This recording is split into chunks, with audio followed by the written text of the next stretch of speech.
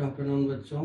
पिछली क्लास के बाद आज ये कंसेप्ट आपका क्लियर हो जाएगा कि संख्याएं किस तरह से कहाँ तक पहुँच रही हैं। रियल नंबर के बारे में हम पढ़ रहे थे, ठीक है। तो रियल नंबर जो होता है इसको दो भाग में डिवाइड किया गया है, परिमेय संख्या, अपरिमेय संख्या। परिमेय संख्या जिसको हम पी बाई क्यू के फॉर्म में लिख सकते हैं, पी बाई क्यू के फॉर्म में लिख सकते हैं, और Q is not equal to 0 यह एक शर्त है। अपरिमेय संख्या जिसको हम पी बाई क्यू के फॉर्म में नहीं लिख सकते, ठीक है। इसको हम पी बाई क्यू के फॉर्म में नहीं लिख सकते हैं। अब परिमेय संख्या के दो भाग है, एक अंश और एक पूर्णांक, ठीक है।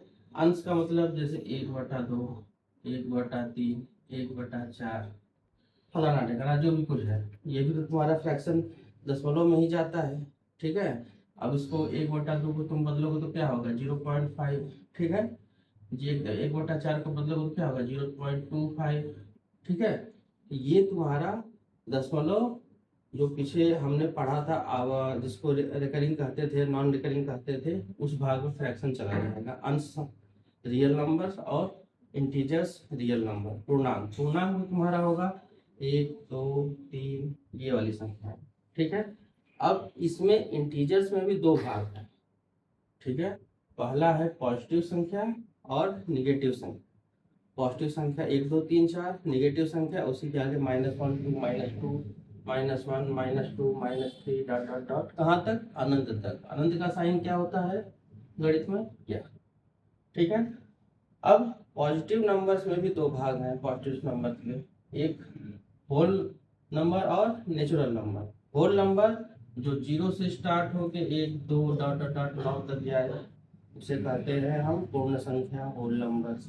नेचुरल नंबर्स 1 से स्टार्ट होके कहाँ तक जाए, 9 तक जाए, इसे हम कहते हैं प्राकृत। सिंपल सा अर्थ है, 0 से स्टार्ट होने वाला होल नंबर, 1 से स्टार्ट होने वाला 9 तक जाए उसे प्राकृत है। ये इसके पार्ट्स है धनात्मक संख्या के, और इसका एक और भाई है ऋणात्मक संख्या, ठीक है। और एक तीसरा पूर्णांक का पार्ट होता है 0, ठीक है।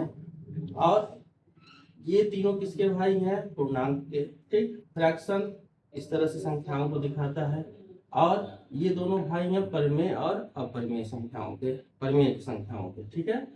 ये पूरा एक वर्गीकरण रियल नंबर्स का हो गया, ठीक है। अब इसके बाद हम यहाँ से शुरू करेंगे कि धनात्मक संख्याओं के किस तरह से इनका प्रेजेंटेशन किया जाता है, किस तरह से एक संख्या रेखा पर पॉजिटिव नंबर्स, नेगेटिव नंबर्स और 0 को स्थापित किया जाता है। इन तीनों भाइयों को कैसे संख्या रेखा पे स्थापित किया जाएगा, अगली कक्षा में हम इसके बारे में सीखेंगे।